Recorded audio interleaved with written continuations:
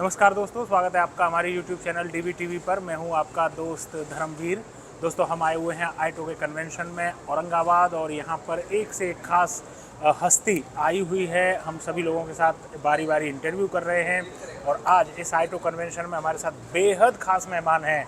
इनको आप सभी जानते हैं और ये टूरिज़्म सेक्टर की तो मैं कहूँ तो अगर सेलिब्रिटी कहूँ तो ये अतिशयोक्ति नहीं होगी। हमारे साथ हैं पांडुरंग तावरे साहब, जो कि पिछले दिनों शार्क टैंक में आए थे, काफ़ी छाए थे और इनका जो टूरिज्म का कंसेप्ट है वो भी काफ़ी यूनिक है। पांडुरंग साहब, स्वागत है आपका हमारे नमस्ते। कार्यक्रम में। नमस्ते। पांडुरंग साहब, ये जो कंसेप्ट है आपका रूरल टूरिज्म का, हमारे दर्शकों को आप एक बार ये बताइए कि पूरा कंसेप्ट क्या है। धर्मवीर जी, शुक्रिया। हम आपने मुझे यहाँ पे निमंत्रित किया और आप सभी दर्शकों को आपके जो यूट्यूब चैनल है उनके भी प्रणाम करता हूँ और आपको भी एक निमंत्रित करता हूँ अभी सभी प्रेक्षकों को कि हमारे खेत में आप आइए, हमारे साथ 2 दिन रहिए, खेत देखिए, खेत में काम करिए, बावड़ी में नहाइए, पेड़ पे चढ़िए और बफेलो में बैठ के, भैंस के ऊपर बैठ के और आप खेत देख सकते हैं, ट्रैक्टर चला सकते हैं, बैलगाड़ी चला सकते हैं। और यही है एग्री टूरिज़्म। गांव से मिट्टी के साथ जुड़ना ही एग्री टूरिज़्म है। आज हमने जब एग्री टूरिज़्म 2003 में लॉन्च करना चाहा था, उस टाइम हमने सर्वे किया और वो सर्वे का एक कंक्लूजन ऐसा था कि 43% और जो शहर में जो लोग रहते हैं उनको गांव में एक भी रिश्तेदार नहीं है। अगर उनको गांव देखना है, ये सब करना है तो कहाँ जाएंगे। तो हमारा जो किसान है जिसने टूरिज़्म फैसिलिटीज़ खेत में किया है, वो हमारे शहर के जो भाई है, बहन है, जो रिलेटिव्स है, उनको बुला के ये सब एक्टिविटीज़ करे, उसी को ही एग्री टूरिज़्म हम कहते हैं। ओके, ये जो पूरा आइडिया है ये आपको दरअसल यहाँ से आया, क्योंकि आप ये देखते हैं कि जैसे बड़े शहर हैं मेट्रोपॉलिटन, जैसे मुंबई है, दिल्ली है, यहाँ पर रहने वाले ज़्यादातर लोगों को गांव की पूरी जानकारी नहीं होती है, तो ये पूरा कंसेप्ट आपको यहाँ से आया। ज़रूरी नहीं है कि मतलब मुंबई और पुणे में ही एग्री टूरिज़्म हो सकता है। आप देखिए कि लखनऊ जैसा शहर हो या आज इंडिया का जो अर्बनाइजेशन है वो ऑलमोस्ट 56% के ऊपर गया है। जैसे जैसे शहर बढ़ेंगे वैसे वैसे इस टाइप के टूरिज़्म को डिमांड आएगा।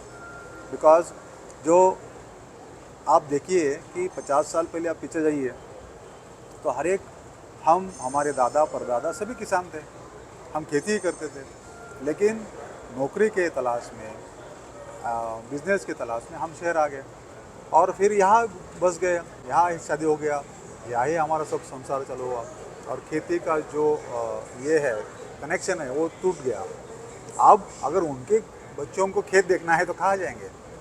तो इसीलिए आज के जो जनरेशन है, जनरेशन अपन जेड और जेन बोलते हैं, वो बच्चों को खेती के बारे में, हम जो खाते हैं अन्न वो कहाँ उगता है, कैसा होता है, उसको कोई भी मालूम नहीं है। और इसी जनरेशन को अगर हम एक एग्री टूरिज़्म के माध्यम से अगर उनको ये सब दिखाते तो शायद उनका इंटरेस्ट खेती के बारे में बढ़ सकता है और जो आने वाली किसान की जो पीढ़ी है उनको एक सस्टेनेबल इनकम, एम्प्लॉयमेंट और लाइवलीहुड नहीं मिलता है खेत के आधार पर। इसीलिए नेक्स्ट जनरेशन के जो फार्मर्स हैं वो खेती में अभी नहीं रुक रहे हैं। अगर उनको ये सब माध्यम से अगर ये इनकम मिलता है, एम्प्लॉयमेंट जनरेट होता है, गांव में ही अगर मुझे 1 लाख रुपए महीना मिल रहा है तो मैं क्यों शहर में आऊँगा। और इसीलिए मैंने शार्क टैंक में ये बोला था कि एक डॉक्टर का बेटा डॉक्टर बनना चाहता है, एक एक्टर का बेटा भी एक्टर बनना चाहता है, एक पॉलिटिशियन का बेटा भी नेता बनना चाहता है, लेकिन किसान का बेटा किसान क्यों नहीं बनना चाहता। और ये अगर टूरिज़्म के माध्यम से उसको एक शाश्वत इनकम, शाश्वत रोज़गार और एक शाश्वत आमदनी का लाइफ मिलता है तो वो शहर में नहीं आएगा और वो गांव में ही खेती के साथ अपना एक अच्छा करियर बसा सकता है। ये बिल्कुल महत्वपूर्ण बात है।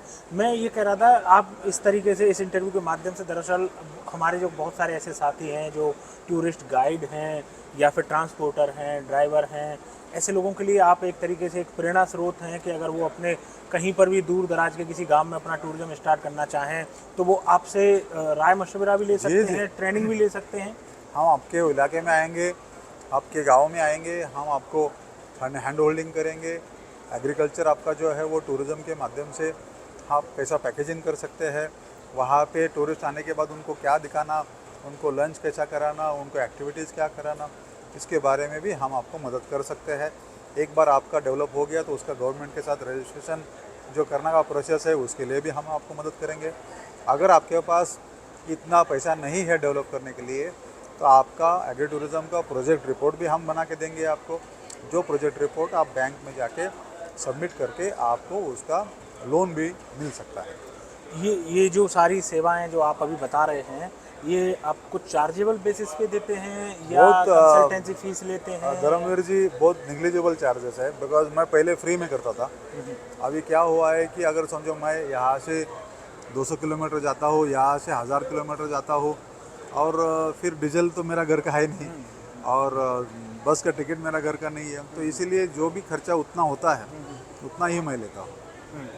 मतलब ये मिनिमम खर्चे पर पांडुरंग तावरे साहब आपको अपने यहाँ पर ये विलेज टूरिज्म स्टार्ट करने के लिए ना सिर्फ ट्रेनिंग और कंसल्टेशन दे सकते हैं, बल्कि जो भी डॉक्यूमेंटल फॉर्मेलिटीज़ हैं उनको भी पूरा करेंगे। पांडुरंग साहब, आपने शार्क टैंक की जिक्र किया, मैं शार्क टैंक वाले टॉपिक पर आता हूँ। कैसे शुरुआत हुई और फिर शार्क टैंक में जब आप गए तो फिर किस प्रकार से आपको वहाँ मदद मिली, और शायद आपको आपका जो इन्वेस्टमेंट है वो नमिता ने किया? शार्क टैंक एक अच्छा एक्सपीरियंस है। जो एंटरप्रेन्योर्स है या जो किसान भाई या जो भी आपको जो भी व्यवसाय में आपको अगर बिज़नेस करना है आगे जाके और एक बिजनेसमैन बनना है, तो एक शार्क टैंक एक अच्छा प्लेटफॉर्म है। तो उसकी प्रोसेस 6-8 महीना पहले शुरू होती है।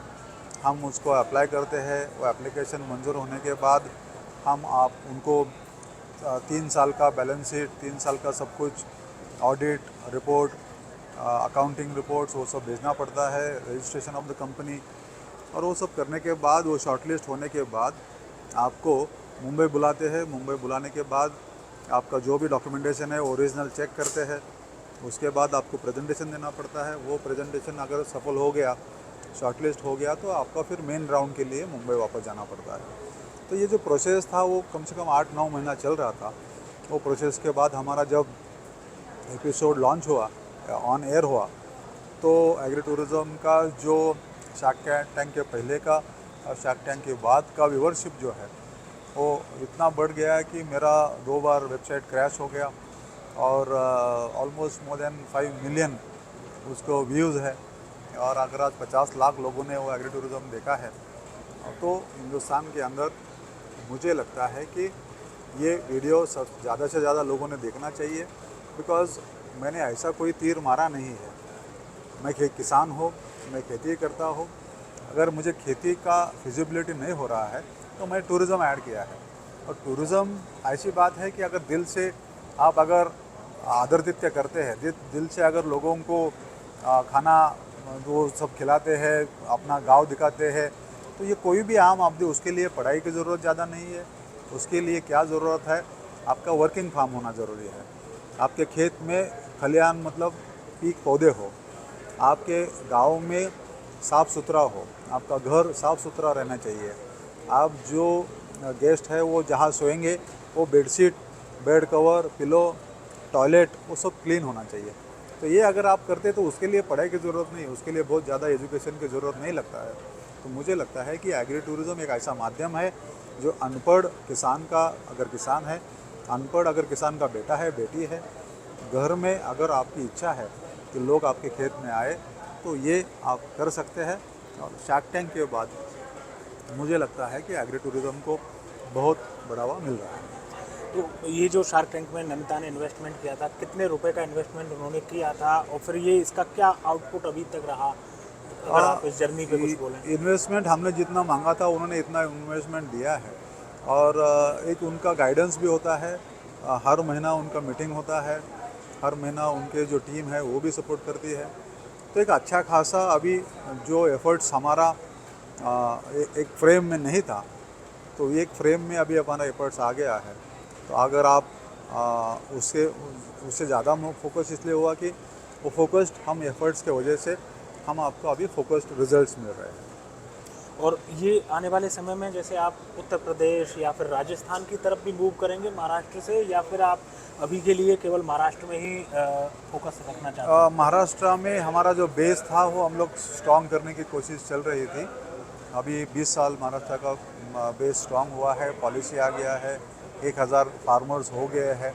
अभी उत्तर प्रदेश के साथ हमने MOU साइन किया है, तो उत्तर प्रदेश में भी बहुत सारी अपॉर्चुनिटीज़ है, बहुत सारे राजस्थान में अपॉर्चुनिटीज़ है, गुजरात में है, मध्य प्रदेश में है।